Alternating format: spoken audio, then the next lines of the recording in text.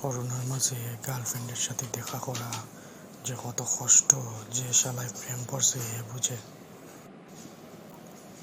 8টার সময় দেখা করার কথা, 7টা বাজে বাস স্ট্যান্ড আইয়া একলা একলা দাঁড়াই রয়েছি। কেমনে যে যাইতাম, একটা গাড়িও নাই। 8টার সময় দেখা করার কথা, কয়টা বাজে খবর আসেনি তাই নর? আজকে আপ বুঝেই মজা। শোনো, তুমি কেমন আছো? অনেকক্ষণ ধরে বসে রয়েছো না ইয়া? কিতা করবাই, বুঝতেই তো পারতেছো রাস্তাঘাটের যে অবস্থা, একটা গাড়ি পাই না। 1 ঘন্টা ধরে গাড়ি রয়েছি, পরে রিজার্ভ করে একটা গাড়ি লইয়া আইছি। আজকে তোমার লাগে কথাই কইতাম না, তুমি জানো না আমি কত কষ্ট কইরা আউন লাগে ঘরের মাঝে লুকাইয়া।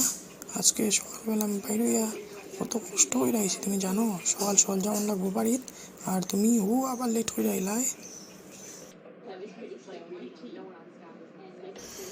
আরে বোকা, আমি কি তাইটা বুঝি না? বুঝো না আমার পরিস্থিতিটা? যদি এরকম সিচুয়েশন না থাকতো তাহলে কি তো লেট হইতো নি? শোনো, রাগ করো না লক্ষ্মীটি। শোনো, এটা মজার খবর আছে। আচ্ছা ঠিক আছে, যেটা কইবার তাড়াতাড়ি কও, আমি যাইতাম গা।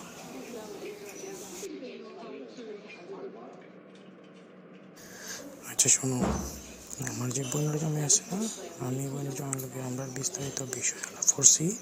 তাই বিষয় যে তান্ডে লইয়া তোমরা বাড়িতে গিয়া আলাপ আলোচনা কইরা বিষয়টা ফাইনাল করার লাগে। তুমি কি থাকো?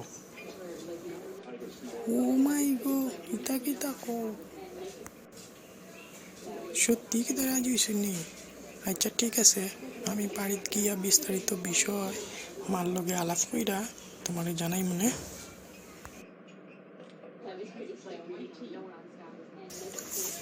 শোনা, তোমার সাইডে যাইতে ইচ্ছা করতেছে না, কিন্তু কিতা করবো, যাইতে তো হইব। তাহলে ঠিক আছে, নাও ভালো থাকো, রাখিয়া কইরা বাড়িতে যাইও। Thank you for video watching.